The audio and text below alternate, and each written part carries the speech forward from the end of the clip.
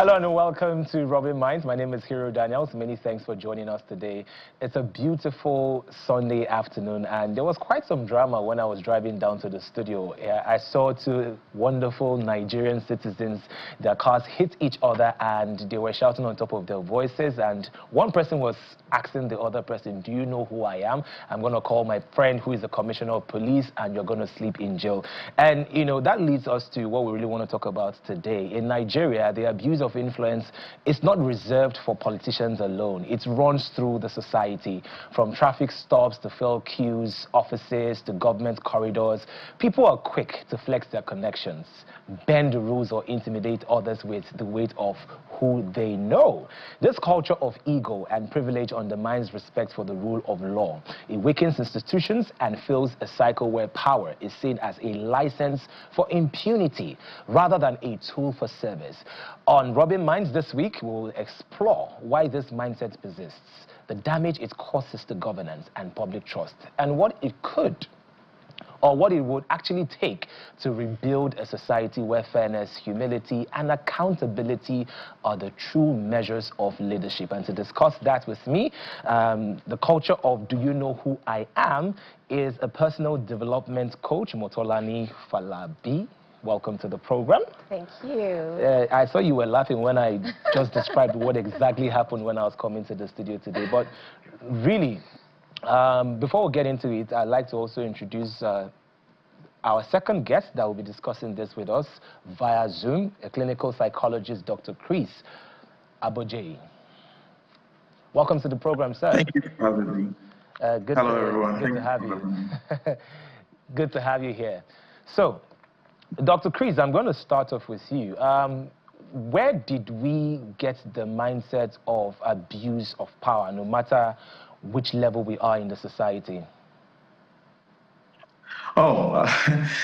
So as a psychologist, I think that this is both psychological and sociocultural as well. And if you look at the history of Nigeria as a nation, you look at the fact that it is built strongly on the hierarchy system. And if you look at the pre-colonial eras and the colonial eras where the patron-client system really existed, people got rewarded for their loyalty.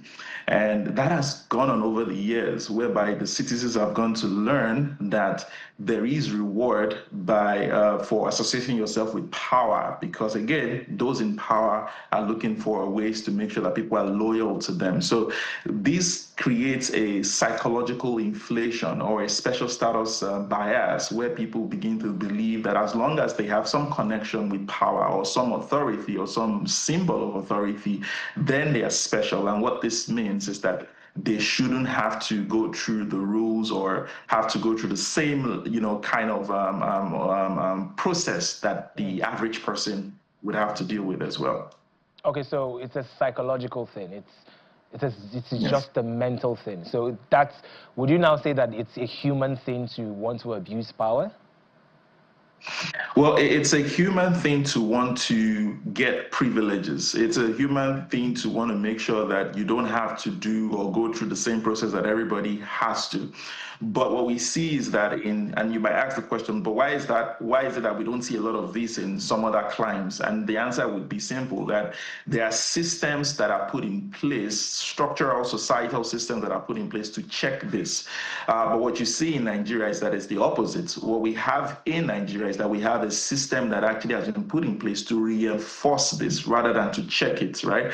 And so what you see is that you see a lot of people who find themselves trying to cut corners or trying to beat the system because the system reinforces it. And we can go, in depth about, for example, our constitution and so on. Yes. All right. Thank you very much, Dr. Chris. Motolani, that brings me to the question of the rule of law.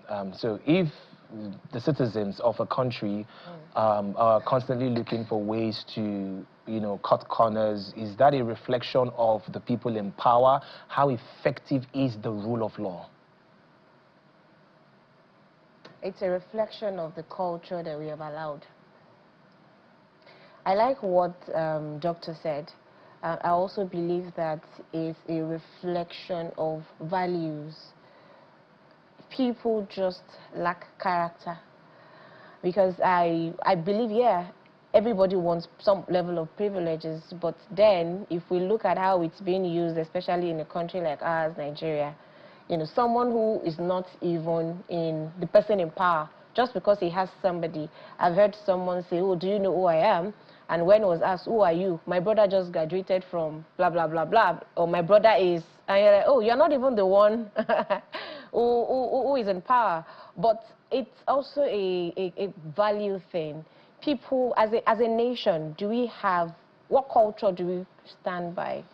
If you see any Japanese, there's a culture of respect.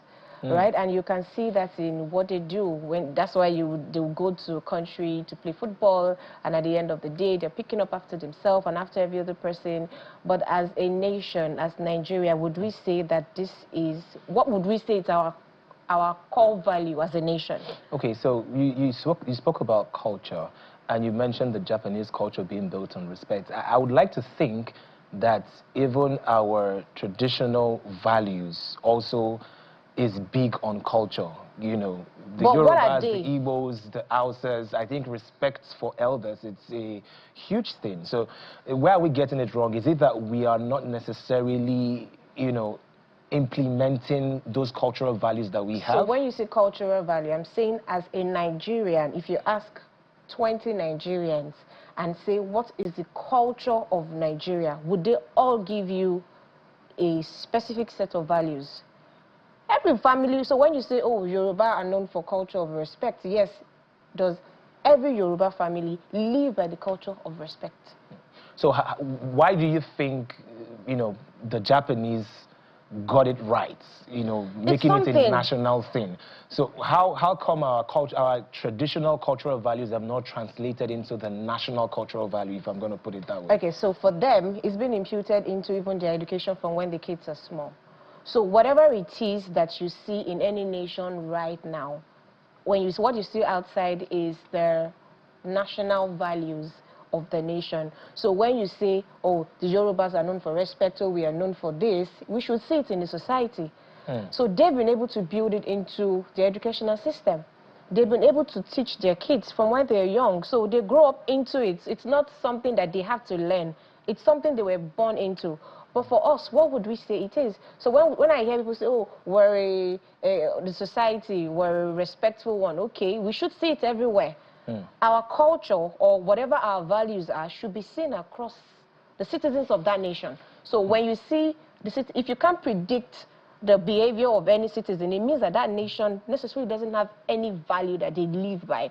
So if I ask you, what's the value, list 5 values of any Nigerians? Do you have any core values that you would say every Nigerian should live by? Oftentimes, the value that people live by have maybe the family values that is being created from their individual families, not necessarily because you're a Nigerian or something that is. So we're going to get back to that conversation, but I need to sample the thoughts of Dr. Chris.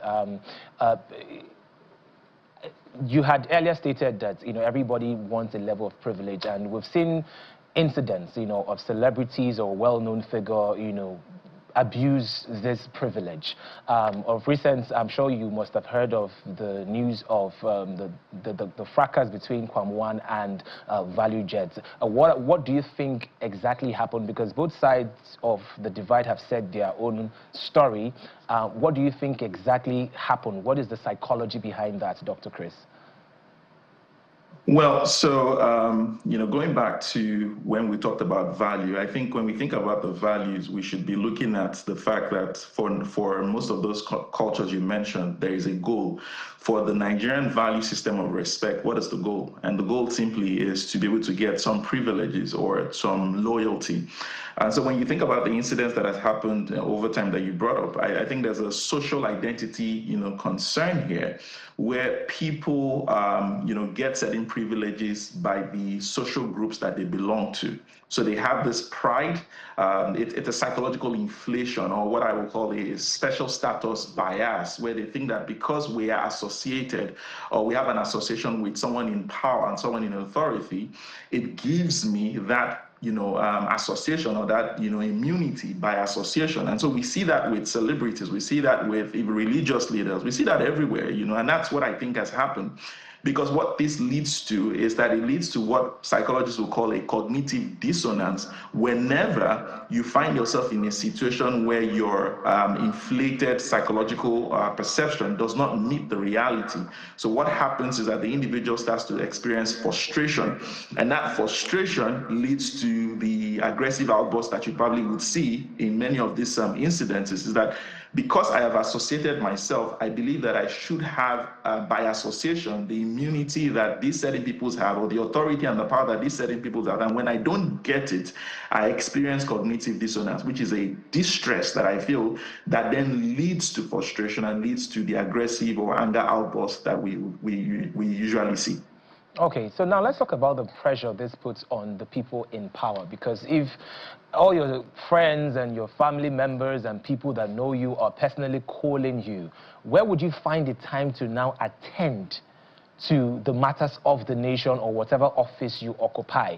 Do you think that there's also a level of pressure from the people that actually have the power? Dr. Chris. Oh yes, definitely. There is the pressure, and it's on different angles. On one angle, most of the people in power, some of the people in power also understand that for them to remain in power, they need loyalty. They need people who will be loyal to them, and so they need to create a system that rewards loyalty. Right? And so that's part of the pressure, is that I understand that for me to remain in power, for me to keep on getting the benefits of power, I need loyalty. So I need to create that benefit, that reinforcement for that. But it also puts those who probably want to do the job, under, significant pressure, where they get frustrated within, trying to, go about their duties and their responsibilities, because you keep on getting people call you, and of course, if you don't respond, then you are tagged or labeled as a negative person. And nobody wants to be seen as a negative person or a bad person. So in order to manage that image and that perception, they might eventually find themselves, yielding to the bidding of the citizens, or these folks.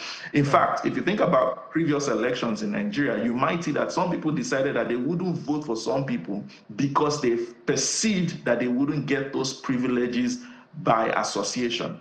So it's a lot dicey here, because on one end, there's a need to reinforce loyalty. And on the other hand, also, there's also the need to not be perceived as a negative person or as a bad person. All right, so Motolani, let's get back to the national conversation we were having earlier. You spoke about how we cannot necessarily place our hands on 5 Nigerian values. You've explained where we got it wrong, but how do you think we can fix that? How do you think we can impute that national, that national pride in citizens, and that would probably translate into the citizen wanting to do the right thing at the right time? So one of the things that I believe personally is we might not be able to see that result now. It might take another, say, 20 years, but it's something that if we start now, if we put it in our educational system to say this is who a Nigerian is, and put it in a subject that every Nigerian child has to go through. No, I think there's a subject, civic education. Yes. It could be included in a subject like that, to say that these are the core values of every Nigerian, and we live by it daily. So it's not that in a family, and you know how we unconsciously even teach the younger generation, where daddy did not follow the rules, but tells the kids to follow the rules. They are looking at you. What you have just told them is, oh, it's okay not to follow the rule as an adult. So they are looking forward to when they have grown to your age, they don't also follow the rule because you have not modeled it.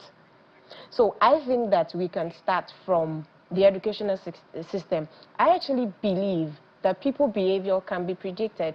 If you want to determine the behavior of your citizens in another, say, 20 years, you can do that right now. People can be conditioned to behave in a certain way. So if we start the conditioning now, we might not see the effect immediately, but another 20, 30 years, we'll begin to see a more refined and defined Nigerian. To say, when you say Nigerian, you would know that this is a Nigerian based on the values. But of course, it's not an immediate effect. It's not an immediate result that we're going to see. All right, thank you so much, Motolani. Dr. Chris, finally, how do you think we can deal with the concept of oppression?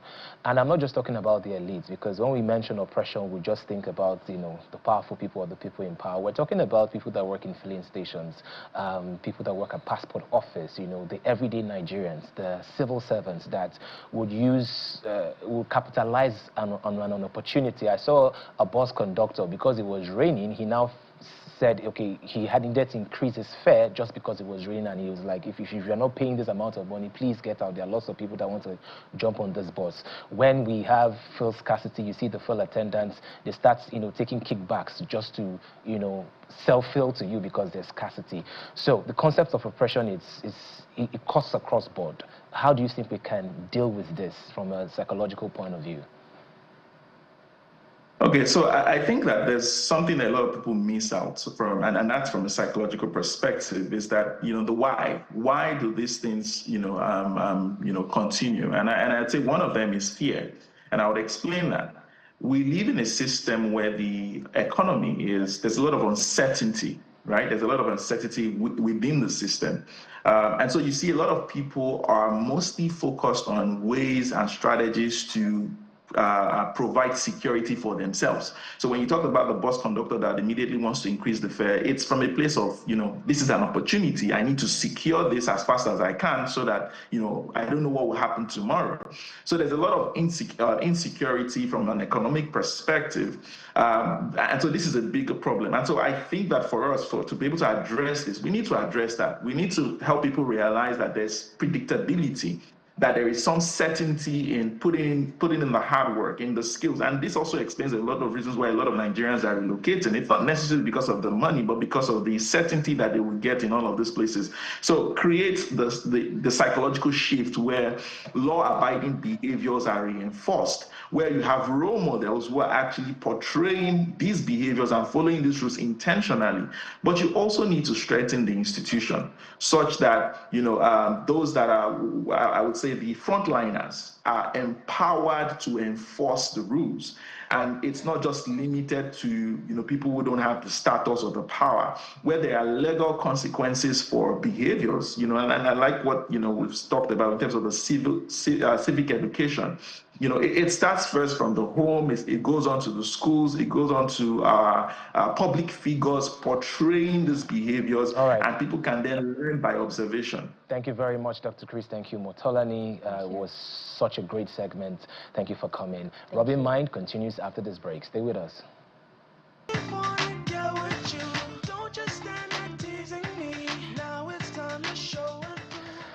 Welcome back. This is Rubbin Minds. Before we went on the break, we were talking about the anyhowness of Nigerians and the culture of do you know who I am?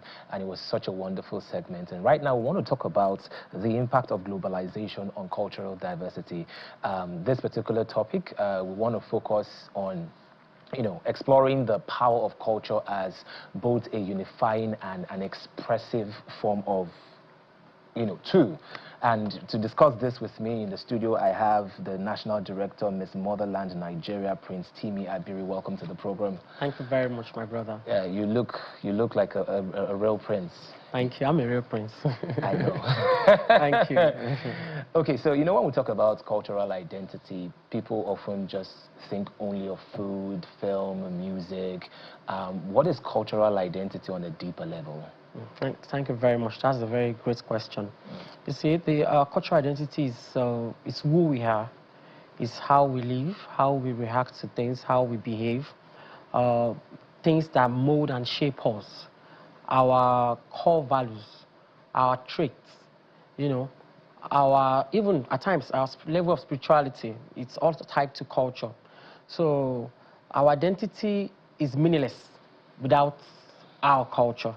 Our culture is what gives meaning to our identity. And you know, in Nigeria, we have diverse cultures because we have various tribes.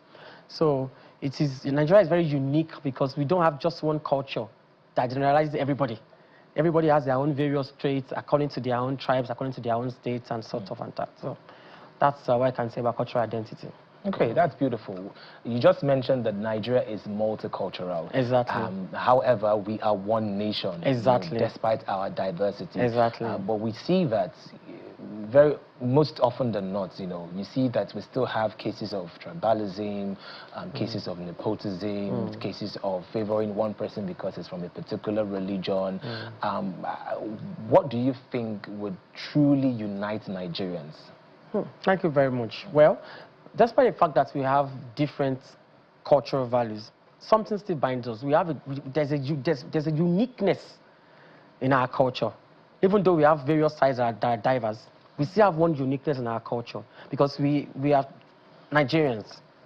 And there's a Nigerian culture on its own, the general Nigerian culture, apart from the various tribe culture. So what binds us together, it's our nation, our togetherness.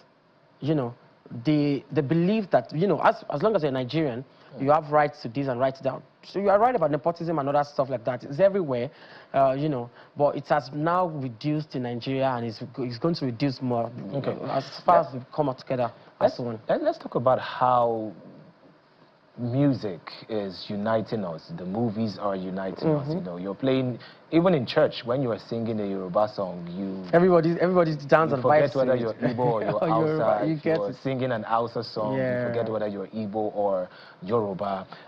Yes, so can you tell me what you think the impact of music, the impact of movies? Arts. Yeah, arts. Arts generally is it's a unique unity aspect that has binds us together as Nigerians. You are right about music, very well. Music, movies, dance, everybody dances, And then the power of music, you see, has created that norm of generality and uniqueness for us in Nigeria, such as not just music, also arts, movies, where they do northern movies, they do southern movies. Combined together, you can see some, varieties and similarities that we share in this culture traits. And what we are doing as Motherland Pageant that we are representing is that we are now trying to bring together contestants from all over Nigeria, void of tribalism and marginalization, for them to come together under one platform to reorientate them about the unity and oneness of Nigeria. Because if you could see, during the last election, there was a little division, especially via the social media, because we have various people that are contesting from the three major tribes. That created a little division because politicians are using tribes as a reason to campaign. So we are trying to change the narrative and orientate the youth that no, we are one, and we share similarities, and we have just one nation, and we must come together to defend and promote our motherland, which is Nigeria. Okay. Thank you. Beautiful. Let's now talk about the impact of globalization on our very core traditional culture. We see most often than not we dress like the white people. Even the religion we practice, was used to colonize us, if we're to be very honest. And then people like you, you're a prince. Sometimes some princes would frown at the idea of becoming king because they don't want to go through the traditional rites, because they frown on the traditional rites, which is originally and traditionally ours. So how can we move from, trying to be so foreign to actually portraying our true cultural values and actually exporting it to the rest of the world? Thank you very much. You see, your dress, that you're promoting our culture in your dress. I'm doing that in my, the way I'm dressed too. How do we do that? Is by representing our culture from our looks, from our speeches, from how we do our regalias, how we present ourselves. And you can see that a lot of people are doing that. They are already promoting our culture all over the world. If you travel abroad now, they sell our fabrics there now. They sell Ankara, Adire, and co. It's been globalized. We have to know that nobody will promote our culture for us. We have to be ambassadors of our culture first before the world sees it. We have to be the one to promote it consciously at all times so that we can achieve the general globalization of it. Already we are achieving it, but we can do more when all of us come together to be ambassadors of our culture anywhere we go. You can dress like this to work on Monday. You can, it's our culture, it's our identity. There's nothing bad about it, but you don't have to wear suits, every time. You can always dress in your complete native regalia, travel abroad, and promote your culture. Yeah, I think there's also one aspect we're conveniently living out, which is pageantry. And I believe pageantry is also another way to actually unite Nigerians. Can you tell me more about that? Okay. True, you said the truth about that, because, but it's not just all pageants or not just random pageants. Pageants have mission to promote, because our pageant is just about bikini, I'm sorry to say, or just stripping. But motherland pageants, which I represent, I have to speak about what I'm representing. Okay. Is basically about promotion of culture and orientation of Nigerian youth. Basically, that's the priority. You see, we are trying to get all these young ladies, catch them young, push the agenda of cultural identity, cultural globalization, and cultural promotion into them now. Use that. We have people from all over Nigeria that are registered already. They are participating, they are contesting. And it is one mission, to promote culture. So you from Taraba, you come, you promote your culture. You from Lagos, you come, you promote your culture. We combine together, all of us do this together, using pageants. And we also do skill acquisition. We train them on how to have self-confidence, self-awareness, how to, have full confidence in yourself as a Nigerian, in your culture, not in foreign imported culture, in your own identity, your realness, your real self, because that is the beauty, that's our power. Once you have confidence in your authenticity, your real culture, your identity, then you're powerful. Then you can go to any place and you can talk about yourself confidently, Absolutely. So this will just focus on the traditional culture. Exactly. So does that mean to say that they wouldn't have like display in their evening gowns? The evening gowns are made in traditional Nigerian fabrics. They are made in Adire, Ankara, and so on. Everything they're going to use there are made from Nigeria, Nigerian-owned cultural fabrics. No imported, no foreign. They will be wearing evening gown, but it is made with Nigeria culture. So when is this happening? It's going to happen on the 22nd of August. Camping begins on the 15th of August. That's this Friday, And the grand finale, you are invited, to come and witness the promotion of culture and how we do it through pageantry. So we all are invited from Chinese TV. We are calling you all to come and attend. All right. I'm truly looking forward to the Miss Motherland Nigeria. Thank you very much. And I must say, the Lagos State government, they are partnering with us. They are doing well. So I give kudos to the Lagos State government under our governor, His Excellency Governor Sanwo-Olu. Sorry, I have to just give kudos to them for partnering with us on Motherland. All right. No, thank you. We appreciate it. Okay, so finally, before we leave, you've seen how K-drama, when you're watching a K-drama, they're speaking Korean language. Yes. You're watching an Indian movie, they're speaking Hindi. Yes. How do you think we can export not just our looks, but also our languages to the rest of the world? Perfect. You're such a brilliant presenter. In fact, you're giving me tough time with your questions. They are actually intellectual questions. You see, this thing you're asking, you're already doing it. You've watched some of these Nigerian movies that have gone viral on Netflix. Anikulapo, done by this man. I forgot his name. Kulia Folayan. You see, you were promoting our Nigerian indigenous culture in that. Even the new one, To Kill a Monkey, I'm sorry, maybe I'm promoting them. Those ones, they promoted Nigerian culture, because even though they're speaking English, it's not full English. They use Pidgin. And Pidgin is our other general cultural language, which is the fact. We have Hausa, Igbo, Yoruba, and then we have Pidgin. Pidgin is our general culture. Are you aware that Pidgin is a Nigerian cultural language, either you like it or not? No, it is. Even though it was gotten from other languages. Together, yeah. But it has become one of our identities, the general one. So our movies can do better if they copy and inculcate the habit of promoting our culture more. Because some of them, in all sincerity, they want to promote, they speak like they are even American when they are doing their movies. But we are seeing that a lot of them are promoting. See the Achalugo movie. Can you see that they were promoting culture? Even in the language, the title, the name and everything in that movie, the Igbo stylish of that man, that's promoting our culture, So we can do more of that if people like you talk and make it a mission to sensitize actors and producers to make sure our indigenous language, be it Hausa, Yoruba, Igbo, and Pidgin, are promoted clearly in Nigerian movies. So Thank you very much. Thank you so much, You're Prince welcome. Timi Abiri, National Director, Miss Motherland, Nigeria. All the best. Thank you very much. Rubbin Mind continues after this break. Stay with us.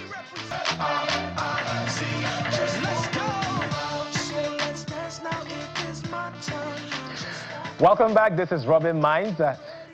It is now time for our personality interview. It's the final segment. Before we went on the break, we were talking about Nigerian culture and how it's important for us to promote our culture. And my guest is so befitting because he is one that is truly rooted in the African culture, and he comes from a family that has built legacy. Ladies and gentlemen, I have Grammy-nominated Afrobeat artists.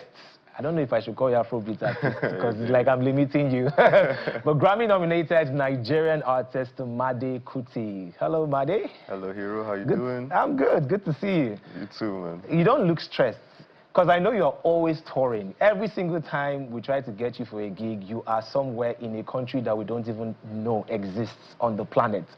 You go to countries that I have not even heard that actually exist, and you are doing amazing gigs there. How do you stay fresh?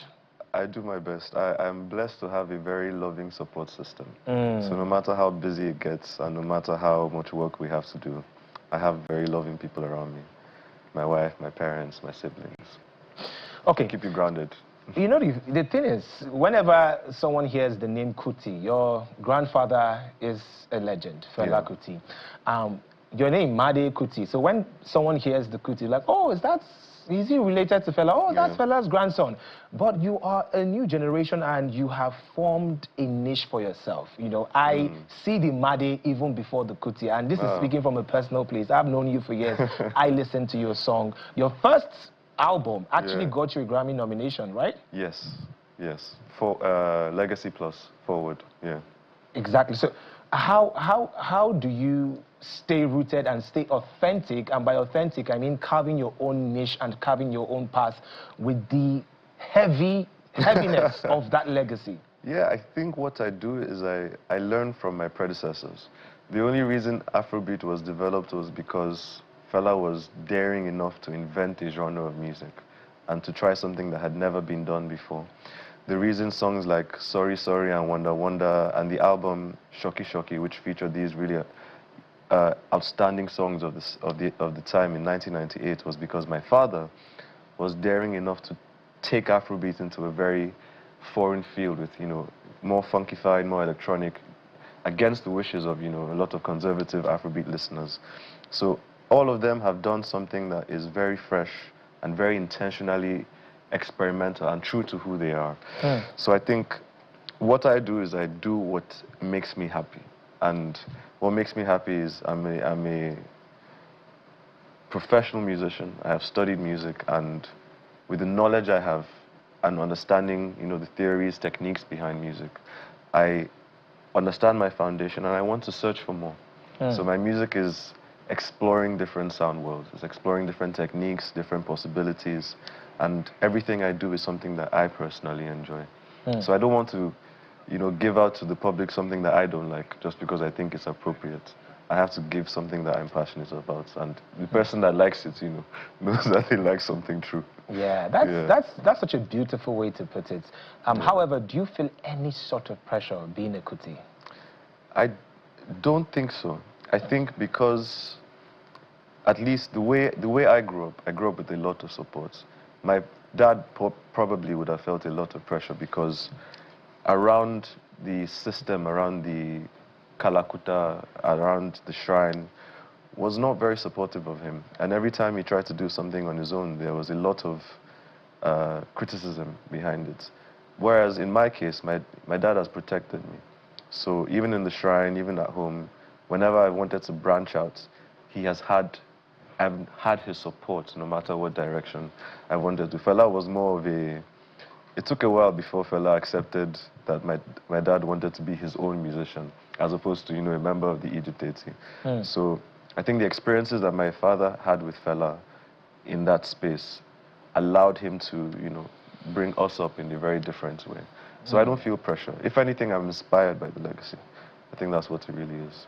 That's really great, and I like to think that you were born into music, because even from a very young age, you were already playing musical instruments. You currently play about 6, or is it more now? Sax, trumpet, piano, bass, and sax, trumpet, piano, bass, and I don't play the drums as much, but yeah. In the album that was Grammy nominated, I played everything.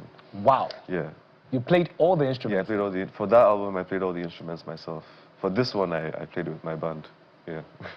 That even brings me to the conversation of playing live instruments as opposed to, you know, the technological assistance of making beats via the computer. Yeah. Do you think musicians that play live are more rooted and more grounded as opposed to the musicians that rely heavily on just the beats? So I think both fields have their challenges, but what I do believe truly is that the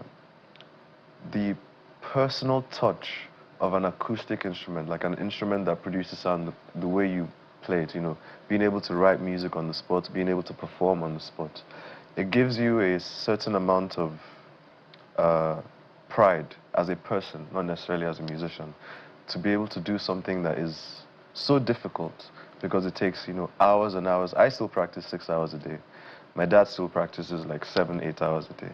It's a never-ending, you know, room. There's never-ending room for development. So when you hold an instrument and you play it, there's something very personal about it. Nobody plays exactly the same way as the next person.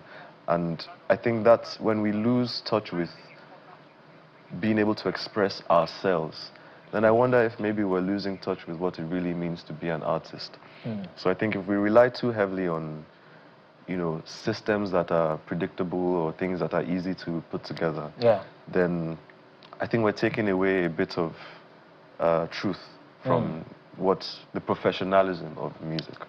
So yeah, it takes a lot of work. So it's good to, I mean, you know, when you see a live band and you see everybody very skilled at what they do individually, it's a very nice experience. I like the fact that you've said that, you know, you are doing what makes you happy. You are literally on your own lane.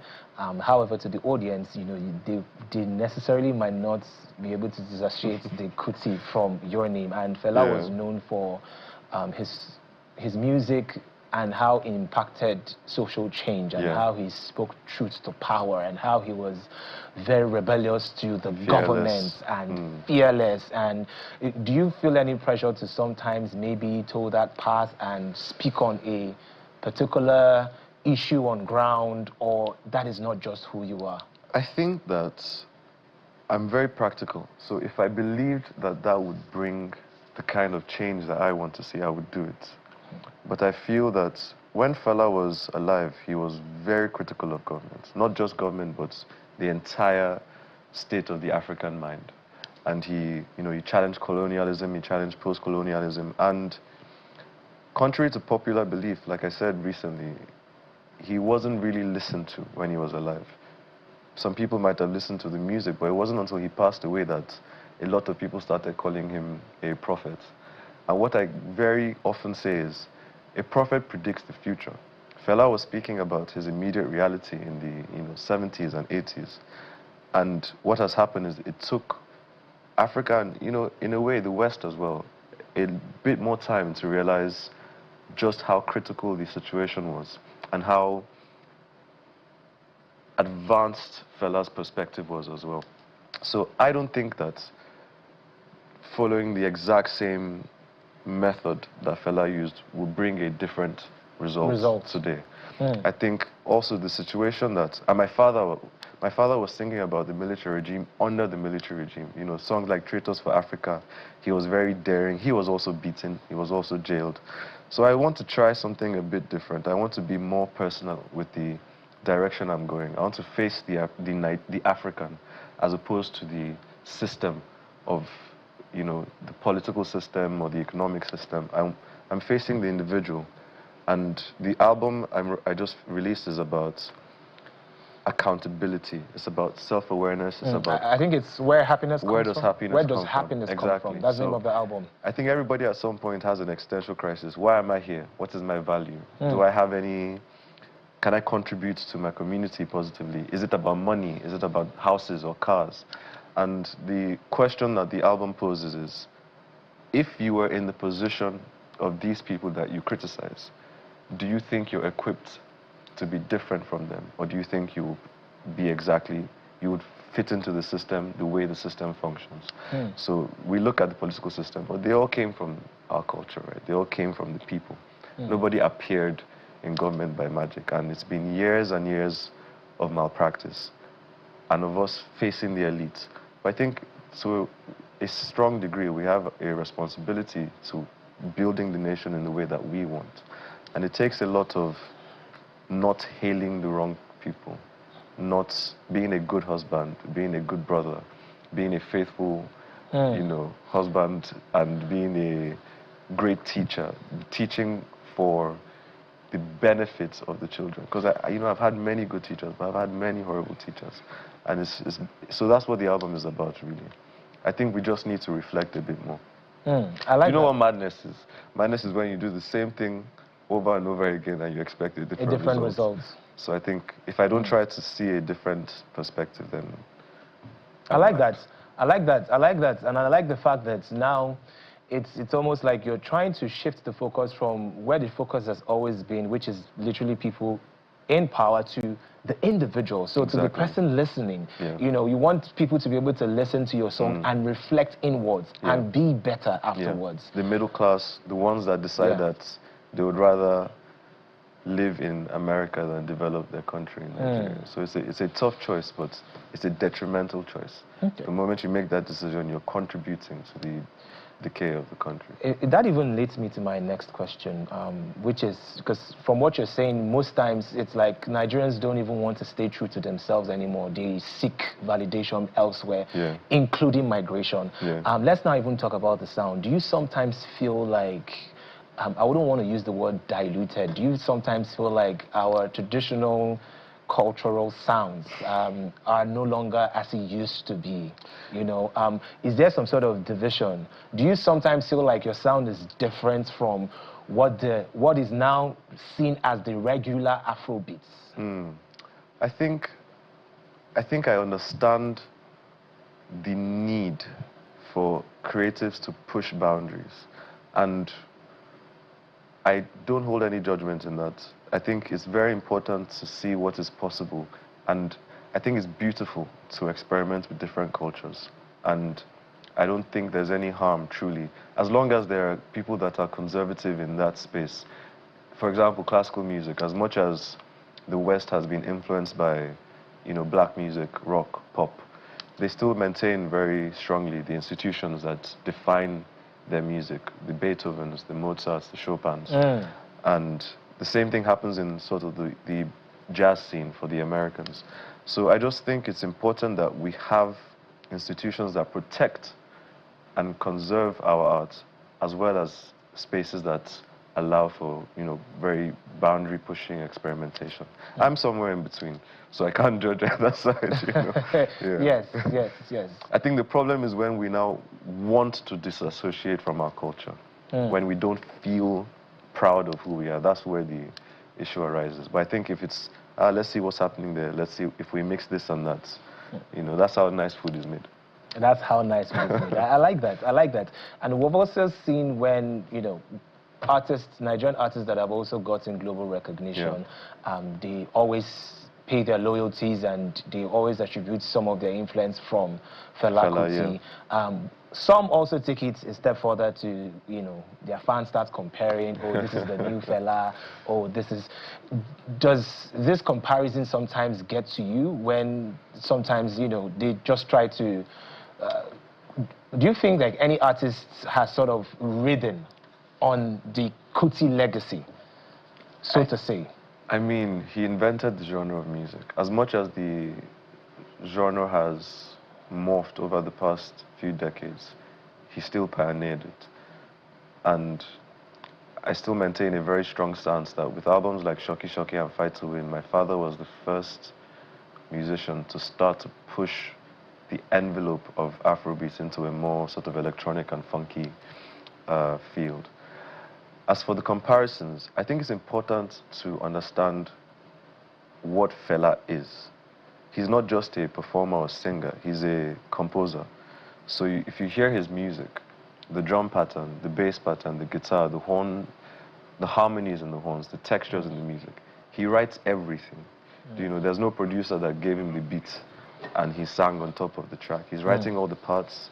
He's the sole lyricist of all his music. Wow. So songs like Trouble Sleep, Yanga Go Wake Am, or with wonderful stories like Overtake, Don't Overtake, he is using a very intelligent approach to communicating with the masses while delivering a very important and important message. So he does a lot. Yeah. And there are not many. He's also a multi-instrumentalist. So when you want to compare, you must make sure that the person you're comparing him with checks all that criteria. And that even leads me to the person I want to compare him to, which is you.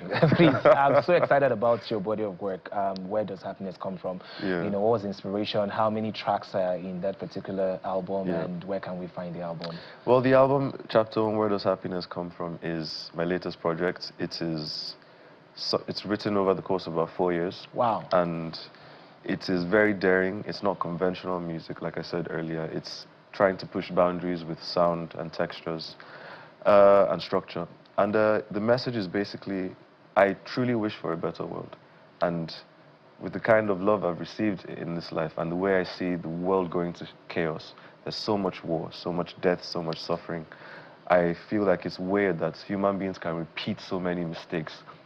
We've been, at least we have recorded history for over 2,000 years, and still it's a bit difficult to just have world peace. So where does happiness come from? Asks the question to the individual. What do you think is the real truth behind happiness and, you know, peace in the world? And it's on all platforms, streaming, blah, blah, blah, blah, blah. All right, Madi, so good to see you. Thank you so much for sharing. having me. And if you're also asking yourself the very fundamental question, where does happiness come from? You already know where to find it on all streaming platforms.